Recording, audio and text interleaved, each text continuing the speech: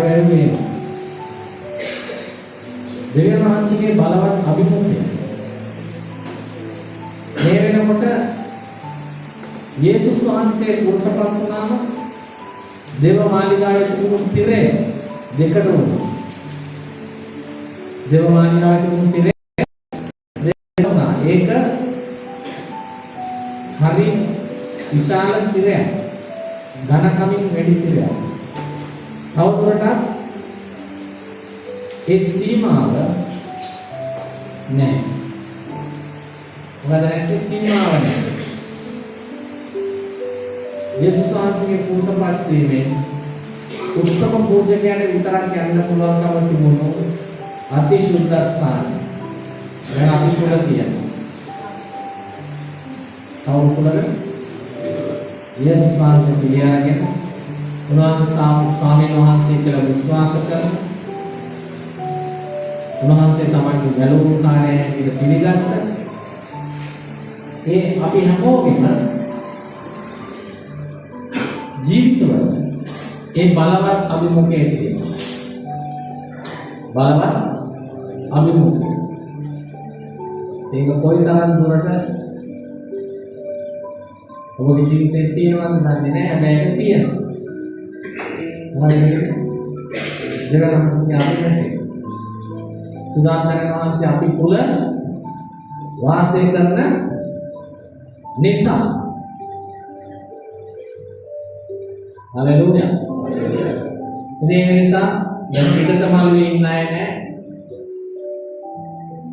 අතුලේ ඉන්න අය නැහැ. ඔක්කොම ඉන්නේ අතිශුද්ධ ස්ථාන. දෙවනස්ගේ අභිමුඛය අපි තුලයි. හලෙලූයා. හලෙලූයා. ඒ නිසා ඔබ තුල තිබෙනා දෙවියන් වහන්සේගේ අභිමුඛය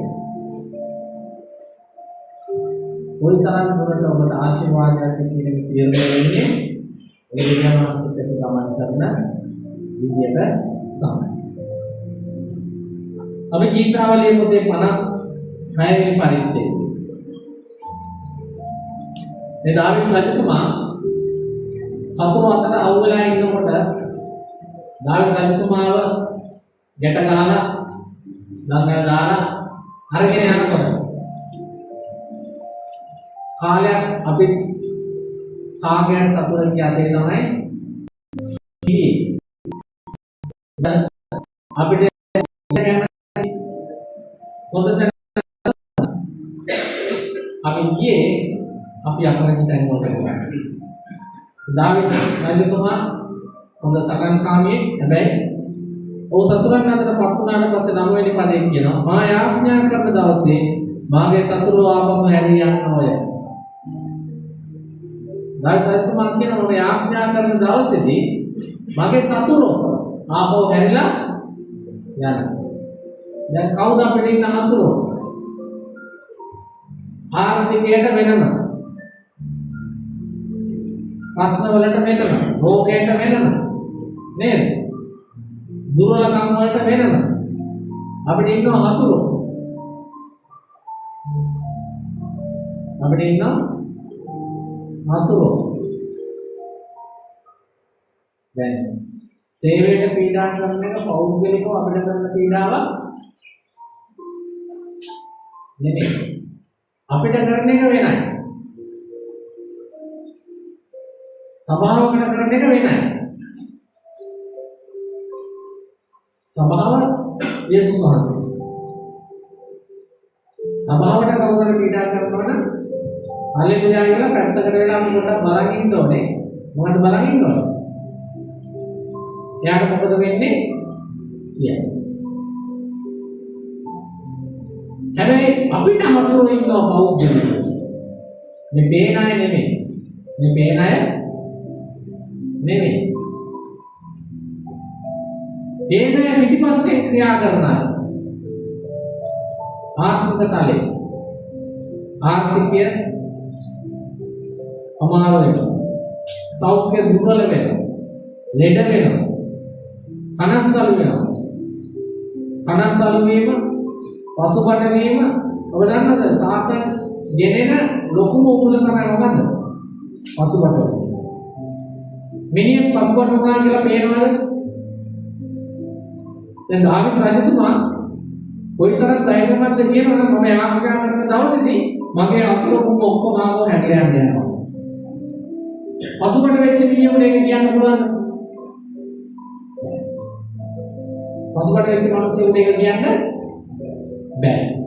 අතුරුගේ අතේ හිටියා දාවිත් රජතුමාට තිබුණා හොඳ ධෛර්යයක්. හොඳ ධෛර්යයක් තිබුණා. කවුරු ගැනද? දෙවියන් වහන්සේ ගැන හොඳ උද්‍යෝගයක් තිබුණා. අපි නම් මොනවද අයියෝ මාව පාවල දුන්නානේ වැඩක් නැහැ නේ දෙවියන් වහන්සේ. නේද? එහෙම කියන්න පුළුවන්. හැබැයි දාවිත් රජතුමා කිව්වේ නෑ. මොකද එයා දන්නවා මේක තුලින් දෙවියන් වහන්සේ බලවත් දෙයක් කරන්නේ. දැන් මොන යාඥා කරපු දවසේ තුල ඉවරයි. අතුරු ටික ඔක්කොම ආපහු හැරිලා යන්න යනවා. එදාට ඔයගොල්ලෝ ඔක්කොගේම අවසන්. මම දකිනවා යාඥා කරපු අය ඇතුලේදී දැන් යාඥා කරගන්න කටවල් ඇරෙන්නේ නැහැ.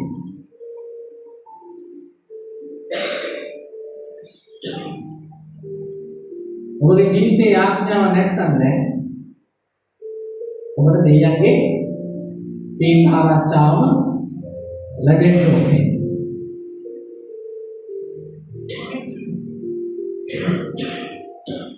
ඔබගේ ජීවිතේ යාඥාව තමයි එනේව ආපස්සට කරවල යවන්න පුළුවන් යතුරු. මොනවාද එනේව? දාවිත් රජතුමා කියනවා මේ ආඥා කරන දවසේ මාගේ සතුරු ආපස්සට හැරී යන්නෝය. ඒගොල්ලෝ ආපහු හැරලා යන්න යනවා. ඔබගේ ආර්ථිකය වෙන්න පුළුවන්, පෞලේ ප්‍රශ්න වෙන්න පුළුවන්, රැකියාවේ ප්‍රශ්න වෙන්න පුළුවන්, ඔබගේ අසනීප තත්ත්ව වෙන්න පුළුවන්, මොකක් හරි වෙන්න පුළුවන්. ඔයාගේ නඩුව වෙන්න පුළුවන්, මොකක් හරි. මොනවා හරි දෙයක් වෙන්න පුළුවන්. ඔබට හතුරන් හැටියට ඔබ වෙතට එන ඒවා ආපස්සට හැරලා යන්න. ආවරණය. හalleluya.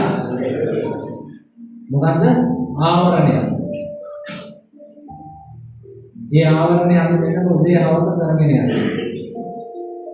මොකද්ද? උදේ හවස මේ ආවරණය කරගෙන යනවා. ආවද ආවරණය කරන්නේ. මේ දෙවියන් වහන්සේ නොදන්න ආධුනික කණ්ඩායම දෙවියන් වහන්සේ අනුත ගන්න යනකොට සාතන්ට මෙතන පිළුම් ගන්න පුළුවන්. එයි අධෛර්යමත්කම ගෙනල්ලා දාන්න පුළුවන්. වැරදි දැක්මක් ගෙනල්ලා දාන්න පුළුවන්. බොරුව ගෙනල්ලා දාන්න පුළුවන්. විවේචනය ගෙනල්ලා දාන්න පුළුවන්. කලබන්න පුළුවන්. එතකොට යාඥාව යනකොට මොකද වෙන්නේ? යාඥාව යනකොට මොකද වෙන්නේ? යාවරණ. එන්න ඕනේ එන්න බෑ හැල්ලා. එන්න ඕනේ එන්න බෑ හැල්ලා යනවා යාවරණය නිසා. ඒ නිසා ඔබගේ ජීවිතයේ ආවරණය අර කෑමේම තියෙනකොට අපි දැකලා තියෙනවා එළියේම එක විකුණන්න දානවනේ ඉටිකොල වලින් ආවරණයක් දානවා. ඇයි ඒ? කෝඹියෙන්නේ නැහැ. වෙන වෙන දූවිලි වදින්නේ නැහැ. මේම අල්ලලා බැලුවට අවුලක් නැහැ නේද දානවා. ඇයි ඒ? ඒ ආවරණය දාන්නේ ඒ ආහාරවල තියෙන සුරක්ෂිතභාවය. යාඥාව කියන ආවරණය අපි දාගත්තට පස්සේ ඔබගේ ජීවිතයේ සුරක්ෂිත වෙන්න යනවා යේසුස් වහන්සේ. හalleluya. මොකද ඒක තමයි ඔබ ආරක්ෂා කරන්නේ. ඒක තමයි ඔබ ආරක්ෂා කරන්නේ. දාවිත් රජතුමා කියනවා මාගේ සතුරු ආපසු හැරී යන්නෝය. හැරලා ඕගොල්ලෝගේ පැත්තට එන අතුරු හැරලා ඒගොල්ලෝ හැරිලා යනවා. ආපසු හැරී යන්න මෙය මම දනිමි. දාවිත් රජතුමා කියනවා මේක මම දන්නවා. ගොඩක් අය මේක දන්නේ නැහැ. ගොඩක් අය දන්නේ මේකයි ප්‍රශ්නාවොත් අපිට අමාරුයි කියන එක තමයි ඒගොල්ලෝ දන්නේ. දාවිත් රජතුමා කියනවා හැරිලා යනවා මේක මම දන්නවා. මේක මම දන්නවා. ඊට පස්සේ මොකද කියන්නේ? දෙවියන් වහන්සේ මාගේ පක්ෂයේ ඉන්නවා. මේ බලන්න මෙයාව අතුරුන්ගේ අතට අවු කියලා මෙයා කියනවා මෙයා ආඥා කරනකොට අතුරු ආපහු ඇරලා යනවා. ඒක මම දන්න දෙයක්. දෙවියන් වහන්සේ ඉන්නේ මගේ පක්ෂයේ කියලා මෙයා කියනවා මේ සතුරු අතටපත් වෙලා ඉන්නේ. සතුරන් අතටපත් වෙනවා කියන එක අවසානයේ ඔබට ආර්ථික ප්‍රශ්නයක් එනවා කියන එක ඔබගේ ක්‍රිස්තියානි ජීවිතයේ අවසානයේ වෙන්න බෑ. ඔබට ලෙඩක් හැදෙනවා කියන එක ඔබගේ අවසානයේ නෙමෙයි. ඔබට ගැටලුවක් අමාරුකමක් එනවා කියන එක ඔබගේ අවසානයේ නෙමෙයි. එයා මොකද කියන්නේ? දෙවියන් වහන්සේ මගේ පක්ෂේ. දෙවියන් වහන්සේ මගේ පක්ෂේ. මෙතන දාවිත් රජතුමා කතා කරන දේවල් බැලුවට පස්සේ අපි කතා කරන දේවල් ඇත්තටම කොයිතරම් දුරට මේ හරිද කියලා කල්පනා කරලා බලන්න ඕනේ. අපි ගොඩක් වෙලාවට කල්පනා කතා කරන්නේ ප්‍රශ්න අපිට එන එක ගැන. දාවිත් රජතුමා කියන ප්‍රශ්න එනකොට වෙන එක ගැන. අපි කතා කරන්නේ ප්‍රශ්න එනකොට අපිට වෙන එක ගැන. දාවිත් රජතුමා කතා කරන්නේ ප්‍රශ්න එනකොට ප්‍රශ්නෙට වෙන එක ගැන. අපි කතා කරන්නේ මොකද්ද? ප්‍රශ්න එනකොට අපිට වෙන එක ගැන තමයි අපි කතා කරන්නේ. දාවිත් රජතුමා කතා කරන්නේ ප්‍රශ්න එනකොට ප්‍රශ්නෙට වෙන එක ගැන. ඉවරයි. මම ආඥා කරනවා ඉවරයි. අර ඒ කාලේ කට්ටඩි කියන වරු තුනයි. ඉවරයි. මොන දෙයක් වෙන්නේ නැහැ. බය කරන්නේ. මොනවා කරන්නේ? බය කරන්නේ. රජතුමා කියනවා ප්‍රශ්නෙට වෙන දේ මම දන්නවා මම ආඥා කරනවා. අපි දැන් ඉන්නේ ප්‍රශ්නෙට අපිට වෙන දේ. ඔයගොල්ලන්ට කතා කරමු 100ක් කතා කරමු. ඒගොල්ලෝ කතා කරන්නේ ප්‍රශ්නයක් වෙනකොට ඒගොල්ලන්ට වෙනවා. දාවිත් රජතුමා කතා කරන්නේ ප්‍රශ්නයක් වෙනකොට ප්‍රශ්නෙට වෙනවා. අපි ඊට පස්සේ ප්‍රශ්නයක් වෙනකොට අපිට වෙන දේ ගැන කතා කරලා වැඩ නෑ. කොහොමද කතා කරන්නේ දැන් ප්‍රශ්නෙට වෙන්න යන්නේ. ඒක හැරලා යන්නේ. හalleluya. මම දෙවියන් වහන්සේ තුල උන්වහන්සේගේ වචනය වර්ණනා කරන්නේ. මම දෙවියන් වහන්සේ තුල උන්වහන්සේගේ වචනය වර්ණනා කරන්නේ. වචනය මොනවාද වර්ණනා කරන්නේ? අපි මොනවාද වර්ණනා කරන්නේ? අපි මොනවාද වර්ණනා කරන්නේ? දාවිත් රජතුමා මොනවාද වර්ණනා කරන්නේ? එයා වර්ණනා කරන්නේ වචනය ගැන. දෙවියන් වහන්සේගේ වචනය කියන අලංකාර, වටිනාකම, ආශිර්වාද, ජයග්‍රහණය, උද්‍යෝගය, ඉබිදීම. දෙවියන් වහන්සේගේ වචනේ කියනවා කතා කරන්න ගොඩක් දේවල්. එයා වර්ණනා කරන්නේ ඒව ගැන, ඉබිදීම ගැන වචනේ ගැන, උද්‍යෝගය ගැන. මේ වචනේ කියන අලංකාරය ගැන. අපි අරුවා අතිශුද්ධ ස්ථානයේ තමයි කරුණාසනේ දෙන්නේ. මොකද දෙන්නේ? කරුණාසන.